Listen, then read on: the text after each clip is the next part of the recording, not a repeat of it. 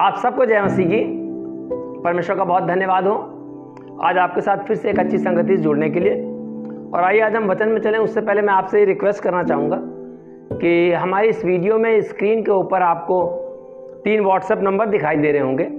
आप उन WhatsApp number पे हमें अपनी प्रेयर रिक्वेस्ट भेज सकते हैं और हमारी टीम आपके लिए दुआ करेगी ताकि प्रभु आपको चंगाई दे, प्रभु आपके संकट के समय में आपकी प्रार्थनाओं को सुने और प्रभु आपके परिवार को आशीषित करें।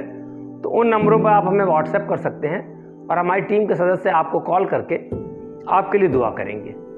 तो आइए हम लोग परमेश्वर के वचन की ओर बढ़ते हैं। और आज का वचन हमने आपके परिवार पर आशीष के लिए लिया है और इन वचनों के द्वारा आपके परिवार में बहुतायत से आशीष आएगी, ऐसा मेरा विश्वास है।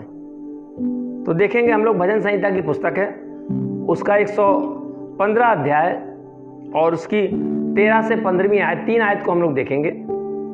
और यहाँ पर ऐसा लिखा हुआ है, 13वीं आयत को जब हम पढ़ते हैं, क्या छोटे क्या बड़े जितने यहोवा के डरवैये हैं वह उन्हें आशीष देगा। क्या छोटे क्या बड़े, यानी जो गोद में हमारे बच्चे हैं वो से लेके और जो बहुत बुजुर्ग हैं उन पर भी आशीष की बात इस आयत में कही गई है। यहाँ परमेश्वर का वचन बता रहा है कि मैं और आप पहले से आशीषित हैं जो प्रभु को जान गए हैं। इस बारे में हमें अपने पेरेंट्स का और जो लोग हमें प्रभु में लाए हैं उनका शुक्रिया अदा करना चाहिए कि उनके द्वारा हमने परमेश्वर को जाना और परमेश्वर का भय माना और परमेश्वर ने मुझे और आपको आशीष देके इतना बढ़ाया कि आज सभी चीज़ें हमारे पास हैं। परमेश्वर की आशीष हमारे साथ है। परमेश्वर निरोग रखता है हमें और संकट के समय हमारी सहायता करता है क्योंकि हम उसका भय मानते हैं। ये आयत हमें बताती है कि यहोवा के डरवैये जितने भी हैं वह उन्हें आशीष देगा।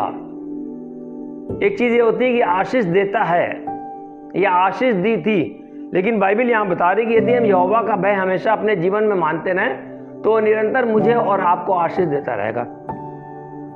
आपने देखा है कि जब हम अपने बच्चों का जन्मदिन वगैरह मनाते हैं कितना खुश होते हैं, बड़े लोग उन्हें आशीर्वाद देते हैं। इसी तरीके से हम जब परमेश्वर की संतान हैं, परमेश्वर भी हमारे हर कार्यों पर आशीष देता है। क्यों?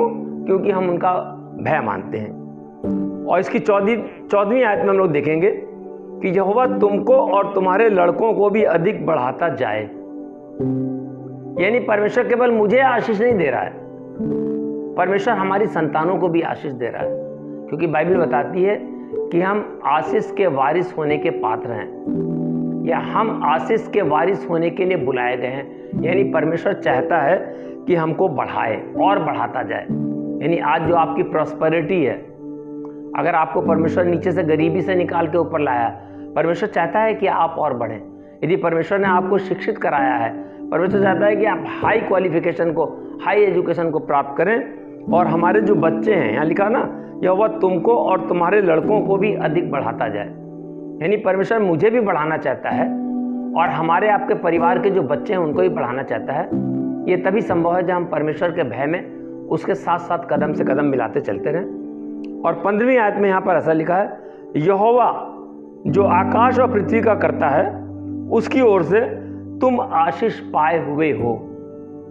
बाइबल बताती है कि परमेश्वर ने मुझे और आपको माता के गर्भ से ही चुन लिया। हम आप बहुत खुश नसीब हैं जो एक विश्वासी परिवार में पैदा हुए हैं, मसीह परिवार में पैदा हुए हैं। यानी हमारी माँ के गर्भ से ही परमेश्वर ने हमको चुन लिया आशीष देने के लिए। और हम देखते हैं कि परमेश्वर ने जब आदम हव्वा को बनाया था तो उनको आशीष दी थी और कहा फूलो फलो और सारी पृथ्वी में फैल जाओ।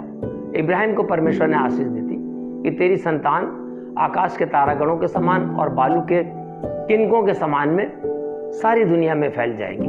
इसी तरीके से परमेश्वर इन वचनों के द्वारा मुझे, हमारे परिवार के बुजुर्गों को, हमारे बच्चों को, हमारे बहू बेटों को और हमारी धन संपत्ति पे, हमारे घर मकान पे, हमारे आने जाने में, हमारी शिक्षा पे, हर एक चीज़ पर वो आशीष देना चाहता है। और उसका वायदा है कि वो तुमको और भी अधिक बढ़ाता जाए।